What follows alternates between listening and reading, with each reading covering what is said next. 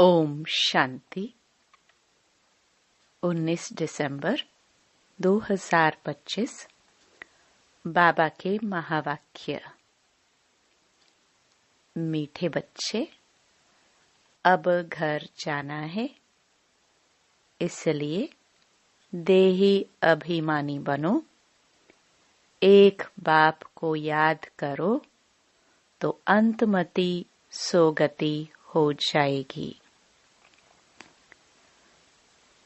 प्रश्न। वंडरफुल बाप ने तुम्हें कौन सा एक वंडरफुल राज सुनाया है? उत्तर। बाबा कहते, बच्चे, यह अनादि अविनाशी ड्रामा बना हुआ है। इसमें हर एक का पाठ नोंधा हुआ है।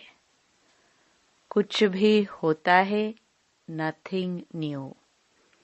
बाप कहते हैं, बच्चे, इसमें मेरी भी कोई बड़ाई नहीं, मैं भी ड्रामा के बंधन में हूँ। बाप यह वंडरफुल राज सुनाकर जैसे अपने पाठ को भी महत्व नहीं देते हैं। गीत। आखिर वह दिन आया आज। ओम शांति। मीठे मीठे रूहानी बच्चे यह गीत गा रहे हैं। बच्चे समझते हैं कि कल्प बाद फिर से हमको धनवान, हेल्दी और वेल्दी बनाने, पवित्रता, सुख, शांति का वर्षा देने बाप आते हैं। ब्राह्मण लोग भी आशीर्वाद देते हैं ना कि आयुष्वान भव, धनवान भव, पुत्रवान भव। तुम बच्चों को तो वर्षा मिल रहा है, आशीर्वाद की कोई बात नहीं है। बच्चे पढ़ रहे हैं, जानते हैं 5000 वर्ष पहले भी हमको बाप ने आकर मनुष्य से देवता, नर से नारायण बनने की शिक्षा दी थी। बच्चे जो पढ़ते हैं वह जानते हैं हम क्या पढ़ रहे हैं, पढ़ाने वाला कौन है। उनमें भी नंबरवार पुरुषार्थ अनुसार जानते हैं। यह तो कहेंगे ही कि हम बच्चों को मालूम है यह राजधानी स्थापन हो रही है, वह डेटी किंगडम स्थापन हो रही है। आदि सनातन देवी देवता धर्म की स्थापना हो रही है। पहले शूद्र थे, फिर ब्राह्मण बने, फिर देवता बनना है। दुनिया में किसी को यह पता नहीं है कि अभी हम शूद्र वर्ण के हैं। तुम बच्चे समझते हो यह तो सत्य बात है। बाप सत्य बताकर सचखंड की स्थापना कर रहे हैं। सत्युग में झूठ, पाप आदि कुछ भी नहीं होता। कलयुग में ही अजामिल पापात्माएं होती हैं। इस समय बिल्कुल रौरव नरक का ही है। दिन प्रतिदिन रौरव नरक दिखाई पड़ेगा। मनुष्य ऐसा ऐसा कर्तव्य करते रहेंगे जो समझेंगे बिल्कुल ही तमो प्रधान दुनिया बनती जा रही है। इसमें भी काम महाशत्रु है। कोई मुश्किल पवित्र शुद्ध रह सकता है। आगे जंगम फकीर लोग कहते थे, ऐसा कलयुग आएगा जो 12-13 वर्ष की कुमारियां बच्चा पैदा करेंगी। अब वह समय है। कुमार कुमारियां आदि सब गंध करते रहते हैं। जब बिल्कुल ही तमो प्रधान बन जाते हैं, तब बाप कहते हैं, मैं आता हूँ। मेरा भी ड्रामा में पार्ट है। मैं भी ड्रामा के बंधन में बंधा हुआ हूँ। तुम बच्चों के लिए कोई नई बात नहीं है। बाप समझाते ही ऐसे ही, चक्कर लगाया नाटक पूरा होता है। अब बाप को याद करो तो तुम सतो प्रधान बन सतो प्रधान दुनिया के मालिक बन जाएंगे। कितना साधारण रीति समझाते हैं। बाप कोई अपने पाठ को इतना महत्व नहीं देते हैं।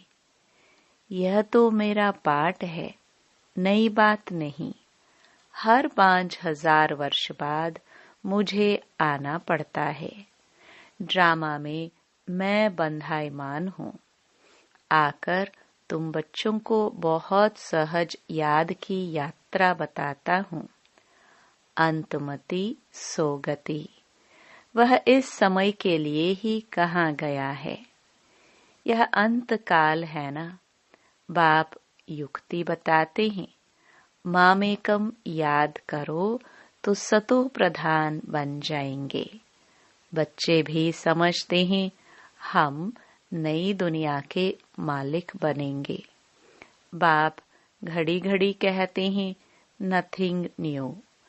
एक जिन्न की कहानी सुनाते हैं ना, उसने कहा काम दो, तो कहा सीढ़ी उतरो और चढ़ो। बाप भी कहते हैं यह खेल भी उतरने और चढ़ने का है। पतित से पावन, पावन से पतित बनना है। यह कोई डिफिकल्ट बात नहीं है बहुत सहज। परंतु युद्ध कौन सी है, यह न समझने के कारण शास्त्रों में लड़ाई की बात लिख दी है। वास्तव में माया रावण पर जीत पाना तो बहुत बड़ी लड़ाई है। बच्चे देखते हैं हम घड़ी घड़ी बाप को याद करते हैं, फिर याद टूट जाती है, माया दीवा बुझा देती है। इस पर गुल बकावली की भी कहानी है। बच्चे जीत पाते हैं, बहुत अच्छे चलते हैं, फिर माया आकर दीवा बुझा देती है। बच्चे भी कहते हैं बाबा माया के तूफान तो बहुत आते हैं। तूफान भी अनेक प्रकार के बच्चों के पास आते हैं। कभी कभी तो ऐसा तूफान जोर से आता है जो 8-10 वर्ष के पुराने अच्छे अच्छे झाड़ भी गिर पड़ते हैं।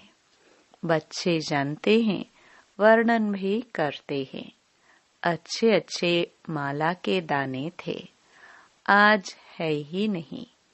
यह भी मिसला है, गज को ग्राह ने खाया। यह है माया का तूफान। बाप कहते हैं इन 5 विकारों से संभाल रखते रहो। याद में रहेंगे तो मजबूत हो जाएंगे। देही अभिमानी बनो।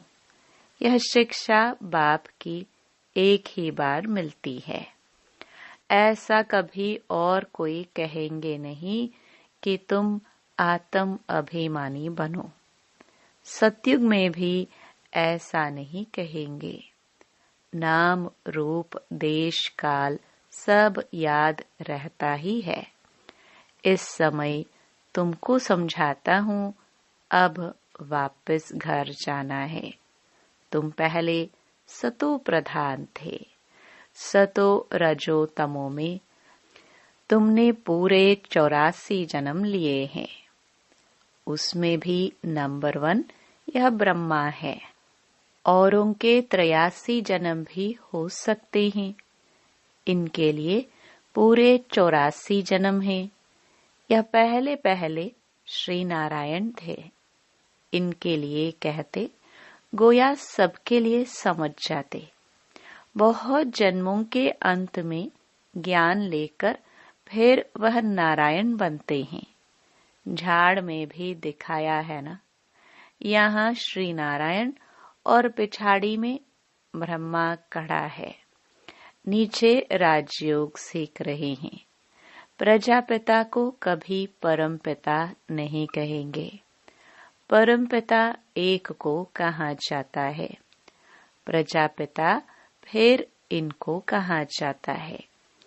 यह देहधारी है, वह विदेही विचित्र है। लौकिक बाप को पिता कहेंगे, इनको प्रजापिता कहेंगे। वह परम पिता तो परम धाम में रहते हैं, प्रजापिता ब्रह्मा परम धाम में नहीं कहेंगे। वह तो यहाँ साकारी दुनिया में हो गया, सूक्ष्म वतन में भी नहीं है। प्रजा तो है स्थूल वतन में। प्रजापिता को भगवान नहीं कहा जाता है। भगवान का कोई शरीर का नाम नहीं। मनुष्य तन जिस पर नाम पढ़ते हैं उनसे वह न्यारा है। आत्माएं वहाँ रहती हैं तो स्थूल नाम रूप से न्यारी हैं, परंतु आत्मा तो है ना। साधु संत आदि सिर्फ घर बार छोड़ते हैं, बाकी दुनिया के विकारों के अनुभवी तो है ना। छोटे बच्चे को कुछ भी पता नहीं रहता है, इसलिए उनको महात्मा कहा जाता है। 5 विकारों का उनको पता ही नहीं रहता, इसलिए छोटे बच्चे को पवित्र कहा जाता है। इस समय तो कोई पवित्र आत्मा हो नहीं सकती। छोटे से बड़ा होगा फिर भी पतित तो कहेंगे ना। बाप समझाते हैं, सबका अलग अलग पाठ इस ड्रामा में नोंधा है। इस चक्र में कितने शरीर लेते हैं, कितने कर्म करते हैं, जो सब फिर रिपीट होना है। पहले पहले आत्मा को पहचानना है। इतनी छोटी आत्मा में 84 जन्मों का अविनाशी पाठ भरा हुआ है। यही है सबसे वंडरफुल बात। आत्मा भी अविनाशी है, ड्रामा भी अविनाशी है, बना बनाया है। ऐसे नहीं कहेंगे कब से शुरू हुआ। कुदरत कहते हैं ना, आत्मा कैसी है, यह ड्रामा कैसे बना हुआ है, इसमें कोई कुछ भी कर नहीं सकता। जैसे समुद्र अथवा आकाश का अंत नहीं निकाल सकते, यह अविनाशी ड्रामा है। कितना वंडर लगता है। जैसे बाबा वंडरफुल, वैसे ज्ञान भी बड़ा वंडरफुल है, कभी कोई बता ना सके। इतने सब एक्टर्स अपना अपना पार्ट बजाते ही आते हैं। नाटक कब बना यह कोई प्रश्न उठा नहीं सकता। बहुत कहते हैं भगवान को क्या पड़ी थी जो दुख सुख की दुनिया बैठ बनाई। अरे यह तो अनादि है, प्रलय आदि होती नहीं, बनी बनाई है। ऐसे थोड़ी कह सकते यह क्यों बनाई। आत्मा का ज्ञान भी बाप तुमको तब सुनाते हैं जब समझदार बनते हो, तो तुम दिन प्रतिदिन उन्नति को पाते रहते हो।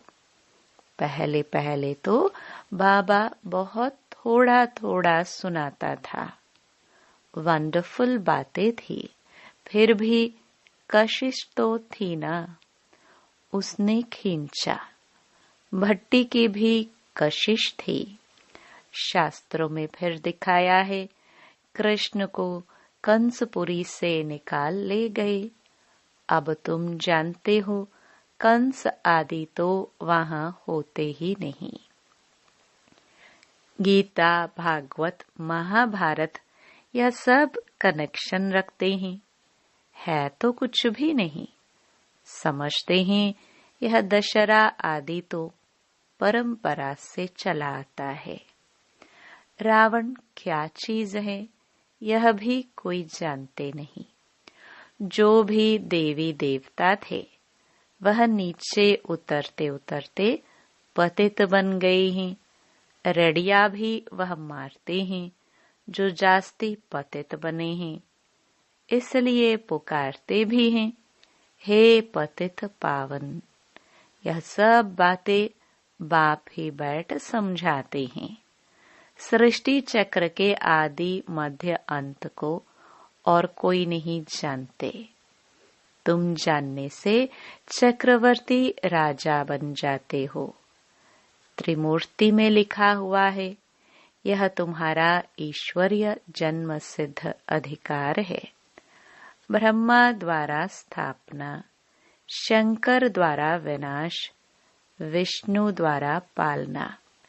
विनाश भी जरूर होना है। नई दुनिया में बहुत थोड़े होते हैं। अभी तो अनेक धर्म हैं। समझते हैं एक आदि सनातन देवी देवता धर्म है नहीं, फिर जरूर वह एक धर्म चाहिए। महाभारत भी गीता से संबंध रखती है। यह चक्र फिरता रहता है, एक सेकंड भी बंद नहीं हो सकता। कोई नई बात नहीं है। बहुत बारी राजाई ली है। जिसका पेट भरा हुआ होता है वह गंभीर रहते हैं। अंदर में समझते हो, हमने कितना बार राजाई ली थी। कल की ही बात है। कल ही देवी देवता थे, फिर चक्कर लगाए, आज हम पतित बने हैं। फिर हम योग बल से विश्व की बादशाही लेते हैं। बाप कहते हैं, कल्प कल्प तुम ही बादशाही लेते हो। जरा भी फर्क नहीं पड़ सकता। राजाई में कोई कम कोई ऊंच बनेंगे। यह पुरुषार्थ से ही होता है। तुम जानते हो, पहले हम बंदर से भी बदतर थे। अब बाप मंदिर लायक बना रहे हैं।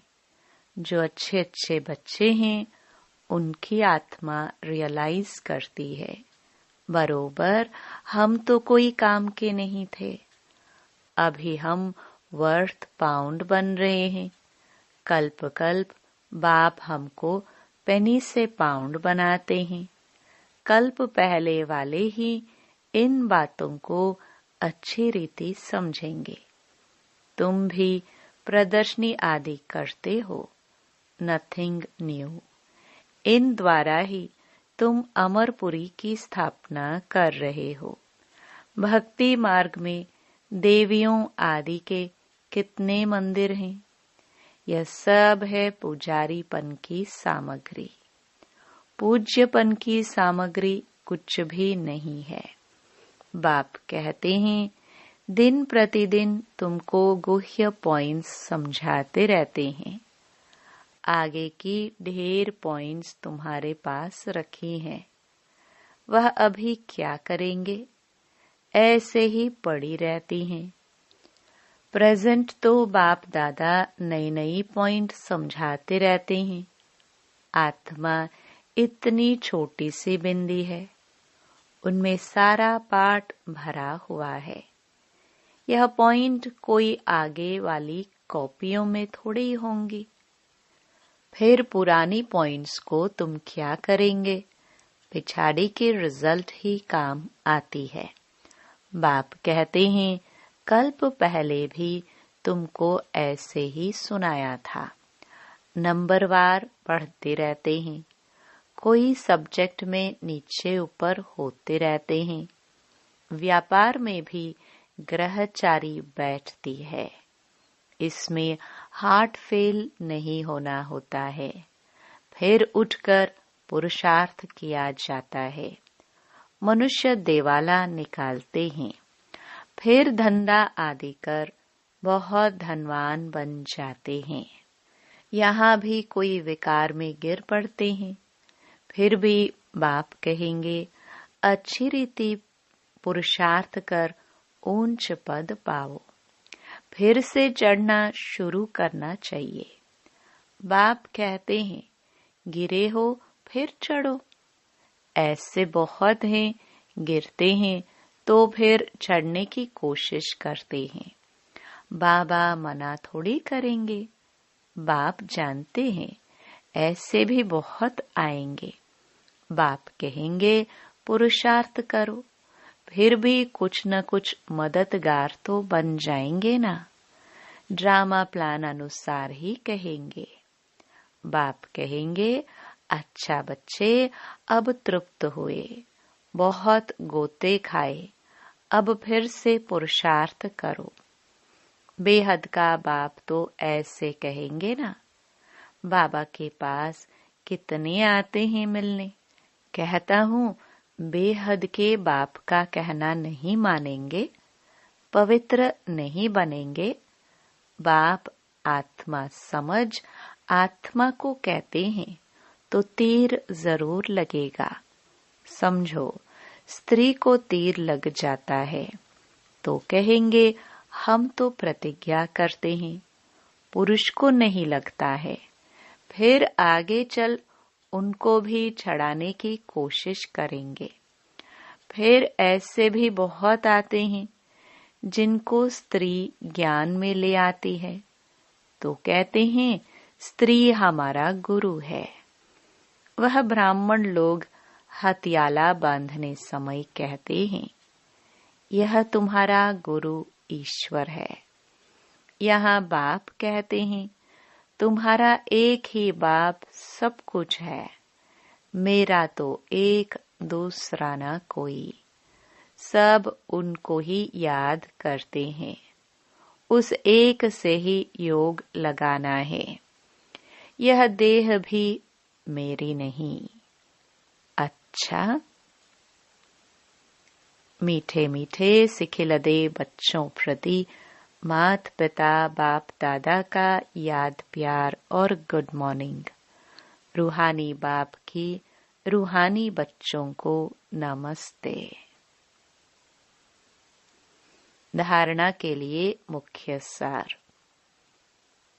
पहला, कोई भी ग्रहचारी आती है तो दिल शिकस्त हो बैठ नहीं जाना है। फिर से पुरुषार्थ कर बाप की याद में रह ऊंच पद पाना है।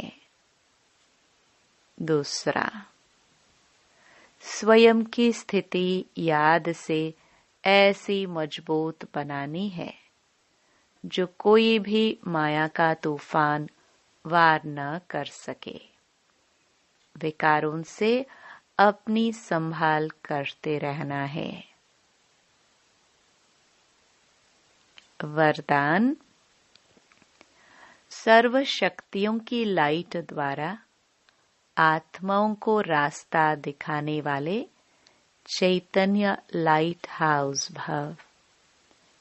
यदि सदा इस स्मृति में रहो कि मैं आत्मा विश्व कल्याण की सेवा के लिए परम धाम से अवतरित हुई हूँ, तो जो भी संकल्प करेंगे, बोलेंगे, उसमें विश्व कल्याण समाया हुआ होगा। और यही स्मृति लाइट हाउस का कार्य करेगी। जैसे उस लाइट हाउस से एक रंग की लाइट निकलती है, ऐसे आप चैतन्य लाइट हाउस द्वारा सर्व शक्तियों की लाइट आत्माओं को हर कदम में रास्ता दिखाने का कार्य करती रहेगी। स्लोगन, स्नेह और सहयोग के साथ शक्ति रूप बनो तो राजधानी में नंबर आगे मिल जाएगा। अव्यक्त इशारे, अब संपन्न व कर्मातीत बनने की धून लगाओ। जैसे कर्म में आना स्वाभाविक हो गया है, वैसे कर्मातीत होना भी स्वाभाविक हो जाए। कर्म भी करो और याद में भी रहो। जो सदा कर्म योगी की स्टेज पर रहते हैं, वह सहज ही कर्मातीत हो सकते हैं। जब चाहे कर्म में आए और जब चाहे न्यारे बन जाए। यह प्रैक्टिस कर्म के बीच बीच में करते रहो। ओम शांति।